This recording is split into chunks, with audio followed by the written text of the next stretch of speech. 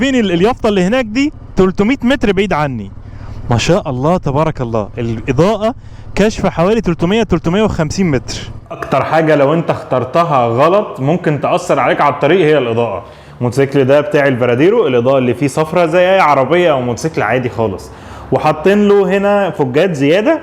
الفوجات دي رديئه جدا، وانا دايما بحاول احذر الناس من الكلام ده. مش لازم عشان تبقى عندك اضاءه قويه ان انت تدفع فلوس كتير. عشان كده انا النهارده هركب لك اضاءه جامده جدا وسعرها حلو، ووري لك كده يعني لو عايز تدلع موتوسيكلك او تدلع عربيتك ممكن تعمل ايه. طبعا النهارده بقى انا جبت لكم لمض حلوه قوي هنجربها مع بعض. اللمض دي مش غاليه، ولكن اكيد مفعولها قوي جدا، لان هي 6800 لومن. يعني دي طبعا لومن ده اللي بيقيس القوه، وعندك درجه الكلفن بتاعتها موجوده هنا حوالي 6000 كلفن. طبعا الكلفن ليه علاقه من ان هي تبقى اصفر لحد ازرق او اللي انت عايزه. والحلو بقى هنا في الباكج اللي احنا عندنا ده حاجه حلوه بقى ايه بقى. اولا اول ما تفتحها هتلاقي هنا في زي ما نقول حاطين لك فيلمين كده لونهم اصفر شويه، مش عارف يبان ولا لا، علشان لو عايز تخلي الاضاءه بتاعتك صفرة او الليد يدي اصفر. طب ازاي؟ خليني اقول لك. عندك هنا دي لمبه الليد ما شاء الله حلوه، هنا في مروحه التبريد، وهنا في الشبات بتاعه التبريد. عندك هنا عدسه او حته ازاز، فكرتها انك هتقوم شايل الشريحه دي وتحطها حوالين الليد وتدخل دي هنا كده، فخلاص انت بقى عندك لون مختلف. طبعا انا هسيبها ستوك لان انا بحب الابيض، بحب درجه الكليفن اللي موجوده هنا، فهنجربها. بس حلو الاوبشن ده، كان هما لو عايز تدي لون اصفر ليه علاقه بالضباب شويه، لو انت في مكانك ضبابي، فحلوه جدا. طبعا دي احنا جبناها من على ابلكيشن مومو ريسنج. خلينا نركبها الاول ونطلع نجربها وتقولوا لنا ارائكم في الفيديو ده. عشان تركب اللمبه البسيطه الحلوه دي انت محتاج انك توصل لمكان اللمبه بس، واللمبه دي هركبها لك فيشه بفيشه من غير ما توجع دماغك. ليه بقى؟ اولا انت هتيجي تفك الكفر ده بعد ما طبعا ما تفك الفيشه بتاعتك، هتلاقي هنا زي سوسته. السوسته دي بتضغطها كده وبتفتحها وبتشيل اللمبه الهالوجين العاديه. طيب المشكله بقى في اغلب الحاجات الليد ان هي ما بتعرفش تبات في نفس المكان وتحط الكاوتشه، بس هنا مختلف الوضع بقى. ليه؟ لان هنا عاملين لك الرينج ده وبيتفك، يعني تقريبا بتفكه كده. ايوه بتفك كده، شايفين فكناه. هندخله هنا مكان اللمبه ونقفل عليها زي الفابريكا كده السوسته. حلو الكلام؟ حلو. وبعد كده هنجيب اللمبه الكاوتشه الاول نقفلها عادي خالص عشان الكاوتشه دي ما تدخلش اي اتربه. اهي قفلنا الكاوتشه، وبعد كده بندخل الاضاءه دي كده وسط الموضوع. هي بتركب ونلفها بس كده، خلاص هي كده ركبت. وعندك هنا الفيشه هتركبها فيشه في فيشه اهي هنا اهو. انا طبعا بستخدم ايد واحده واخدت لكم دقيقه اهو في تركيبها فيشه فيشه. طبعا انا بقول لك الفكره ليه، لان انت مثلا لو عندك سكوتر، عندك موتوسيكل، عندك اي حاجه، غالبا طبعا اغلب الموتوسيكلات 3 طرف اهو. بصوا يا جماعه انا وصلتها اهو، تعالى بقى نشوفها وهي شغاله.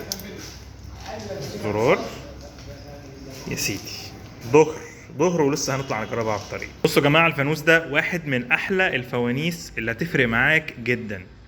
ليه بقى؟ تعالوا اقول لكم. يعني بس الحته الصغيره دي اللي ثمنها تقريبا 100 جنيه ممكن تفرق في الاضاءه بتاعتك وفي حياتك، خصوصا وقت الضباب. والله يعني انا ما كنتش متوقع ان حته بتاع 100 جنيه دي. هنركبها دلوقتي ونقول لكم الفرق. طبعا عشان تركب اي حاجه من الكشافات دي، علشان هي بتيجي ب3 طرف لان فيها اضاءتين، هتحتاج ان انت تحط زرارين. فعشان تحط زرارين، زرار مثلا للواطي والعالي في الفوانيس دي، فيفضل انك تطول الاسلاك اللي هي بتيجي هنا، تلحمها بس في اسلاك تاني بهيت شرينك وتطولها يبقى كده. ده هنا في سلك ذكر وانتايه زي ما بيقولوا كده، ده الارضي والكهرباء للعالي، وده الواطي. طبعا هبوريكم العالي والواطي لما اركبها. ده الفكره ان دي تنامل وحاجات زي كده بدل ما تحطش كرتون وجع قلب. بمعنى ايه؟ بعد كده هتعمل ضفيره، ده مثلا الواطي هيتحط كده بحيث انك حبيت تفكه في اي وقت. وهنا في فيش زي دي كده، دي فيشه الكهرباء. عندك هنا فيشه الارضي. الفيش دي يعني في ضفيره حلوه كده تعملها او الكهربائي لو انت مش عايز تشغل دماغك يعملها لك، بحيث ان انت عايز توصل الفانوس ده هتحط الكهرباء والارضي وتوصل كل حاجه، عايز تفكها في نفس الوقت تفكها فيش بدون كرتون وجع قلب يعني. طيب احنا هنا خلصنا وركبنا كمان فوجات وحاجات جديده، فبصراحه شكلها حلو قوي. هنطلع دلوقتي نجربها على الطريق ونوريكم الاخبار، وسيبوا الفوجات دي لفلوج لوحده، لان دي هتحتاج ان احنا نتكلم عليها على رواقه عشان اظبطكم واقول لكم تفاصيل اكتر. ولا بقول لكم ايه، انا اوريكم الليله كلها واخدكم كده في نص دقيقه تشوفوا الفوجات، بس اعملي لايك هنا عشان اوريك كل الحاجات، وبرضه لو عندك اي سؤال هتحطه لنا تحت. يلا بينا في الدقيقه دي. من يظن أنه يسلم من كلام الناس فهو مجنون، فالناس قالوا عن الله ثالث ثلاثة، وقالوا عن حبيبنا محمد صلى الله عليه وسلم ساحر ومجنون، فما ظنك بمن هو دونهما؟ فكلام الناس مثل الصخور، إما أن تحملها على ظهرك فينكسر، أو تبني بها برجا تحت أقدامك فتعلو وتنتصر. احنا ركبنا اضاءات فيها الاضاءات الاساسيه وكمان 3 فوجات، بس كلهم فيهم وظائف بالعبيط قوي. طبعا كل ده لو عايزين اي مشكله او اي كلام في التركيب هتحطوا لنا تحت، احنا محتاجين نركبه، او فيديو سبيشالي عشان ازاي نركب حاجات زي كده اعمل لكم فيديو على الكهرباء. ايه الحاجات اللي ركبناها هنا؟ اولا الليد اللي هنا ده، الليد ده يا جماعه وظيفته حاجه حلوه قوي. اولا ان هو اي حاجه من اللي هوريها لكم دي ليها درجتين في الاضاءه، اضاءه واطي واضاءه عالي.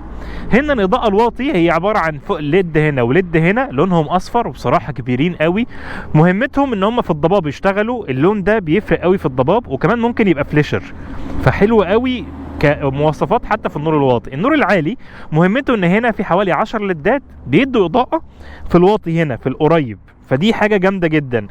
طيب بالنسبه بقى للنور البعيد، انت عايز حاجات زي اللي هنا دي يا جماعه فوجات، بس فيها اوبشن جامد جدا. اولا لما تيجي تشتري فوجات لازم تركز على حاجه مهمه قوي، الخامه بتاعت المعدن. الفوجات دي بالكامل معدن قويه جدا، عشان لو موتوسيكل وقع عليها ما يحصلهاش اي حاجه، وليها 4 اماكن تثبيت برضه علشان ما تهزش او غيره. الفوجات دي فكرتها ان فيها اكس هنا بينور باللون الازرق كنور سهاري، يدي شكل حلو وجميل. طيب عايز تبعد بقى بعد كده النور العالي، هنا في 4 لينسات صغيره بتدي لك الاضاءه لبعيد جدا، ففكرتها حلوه قوي قوي يعني. فكل حاجه من الاضاءه دي سواء اللي في النص او هنا، كل دول ليهم وظيفتين، وظيفه على الواطي وظيفه على العالي. كمان الاضاءات اللي هنا احنا غيرناها، الاضاءه بقت خرافيه. بس عايز اقول لكم حاجه قبل ما اكمل الفيديو، الاضاءات دي كلها الحلو فيها احيانا بتركب فيشه زي الاضاءه الاساسيه اللي هنا، وسعرها رخيص يا جماعه. اللمبه دي ب 200 جنيه، ومش بس كده، انا هقول لكم ازاي تاخدوا عليها 10% خصم زياده على الموضوع ده. طيب وعايز اقول لكم الفانوس اللي في النص ده تقريبا رينج 120 جنيه، فالكلام كله اي حد يقدر يجيبه ويستمتع بقى بالفيديو اللي انا موريه لكم ده، ففي الرخيص بس جبار. كفايه بقى كلام، تعالوا نطلع نوريكم على الطريق ايه الاخبار. اول حاجه الاضاءه الاساسيه، بصوا يا جماعه الطريق اللي قدامنا ده فاضي، بصوا الله الله، شايفين اليافطه اللي هناك دي 300 متر بعيد عني، ما شاء الله تبارك الله. الاضاءه كاشفه حوالي 350 متر، كل دي يا جدعان وهي ارخص اضاءه بتركب فيشه بفيشه. ايه رايكم؟ شايفين يعني، شايفين اصلا ان اضاءه العربيات جنب الاضاءه دي ولا حاجه، مع انها مولعه العالي، احنا في مكان ضلمه. شايفين كده الدنيا؟ الله. خليني بقى اوريكم الفوجات اهي. الله الله الله الله، شايفين الفوج ده ضارب حوالي 100 متر، وده القصير جايب في الارض في القريب، لان دي فكره الليد القصير القريب اللي هنا، ودول الاثنين الكبار دول فكرتهم ان هم يفرشوا ويرموا لبعيد، وده هنا قصير. يمكن اللي على الشمال ده مش مظبوط قوي، موسع شويه، بس شايفين بصراحه الفوجات خامتها حلوه جدا وبترمي بعيد واضاءتها مركزه، واللي في النص ده ابداع يعني، رهيبين بقى. تعالوا اوريكم بقى لو انت عايز واقف على الطريق عايز تخلي الموضوع فيه سهاري، بصوا بقى الاضاءه السهاري عامله ازاي. والله العظيم الموتوسيكل واقف على الطريق رهيب. طبعا دي الاضاءه اللي تشغلها وقت الضباب او اي وقت صعب تقدر تشغلها. خلينا نطلع اوريها لكم على الطريق يا جماعه. تعالوا نجرب الاضاءه تاني. شايفين يا جماعه؟ شايفين بسم الله ما شاء الله، بتفرش مش اقل من 300 متر 400 متر. شايفين الفرق؟ يا نهار ابيض. قولوا لي انت ايه رايكم يعني، حتى شايفين في وسط الاضاءه القويه باينه على الطريق ازاي. طبعا هنا بقى الطريق عندنا ده من اقوى الطرق يعني، شايفين كده، خلينا اطفيها لكم. شايفين فارقه 180 درجه. ده الواطي كمان، خليني اوريكم العالي اهو. شايفين بيعمل ايه اصلا في اليافطه؟ شايفين جو رايق جدا جدا. طيب الاضاءات دي فكرتها ان هي ممكن كمان تركبها على زرار منفصل. يعني انا عندي الاضاءه هنا شغاله على طول، ففصلتها بزرار هنا. الزرار ده زرار المعدن وبيتنور في الضلمه، وممكن تعمله ان هو بدل ما ينور لما تشغل. يعني شايفين الزرار ده طفى اهي، انا عملت واحده وواحده، بيجي بزرارين او 3 برضه هتلاقيه يعني ايه في الموقع. طبعا يا جماعه الاضاءات دي واحده من ارخص الاضاءات اللي ممكن تشتروها، ولكن تاثيرها حلو جدا، فيعني لذيذه قوي. طبعا هتلاقوها فين؟ هتلاقوها على ابلكيشن مومو ريسنج. ويعني انا والله العظيم اشتريت الفوجات دي بفلوسي كامله والله، وموتوسيكلي. فانا بس كلمتهم قلت لهم خلينا نعمل برومو كود عشان المتابعين، فبقى في برومو كود اسمه موتو فلوج 10، هيديكم 10% خصم فوق السعر اللي انا جايبه لكم. فالدنيا ايه في اللذيذ والحبوب والرخيص، فدي فكره حلوه. فيعني كل ده محتاج ايه؟ لايك حلو منك كده، ولا دعم، ولا حاجه ظريفه كده تدعمنا تقول لنا شكرا يا عم هيثم.